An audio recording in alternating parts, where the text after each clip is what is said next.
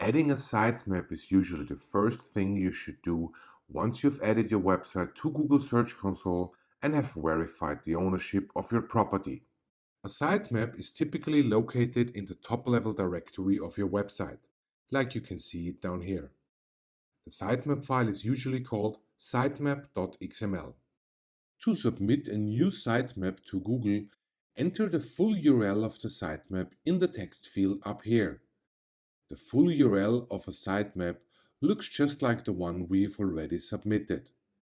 Usually, a sitemap file is called sitemap.xml and it's located in the top-level directory of your web server. Under Submitted Sitemaps, you can see the sitemap that I've already submitted to Google. Google may also list sitemaps here that it discovered by itself. The submitted date for this sitemap is basically 2 days ago.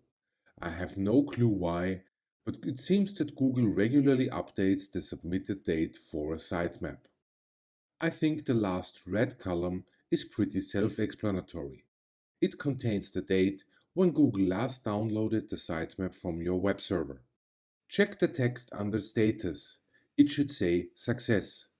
If it says anything else, one of the most common reasons is that the sitemap.xml file is corrupted. In this case, it depends on the CMS system what you need to do next. If you use a hosted solution, then you may want to contact your provider and ask them to recreate the sitemap.xml file. In the next column, Google Search Console displays the number of URLs it could discover in the sitemaps file. Check if this number looks reasonable to you.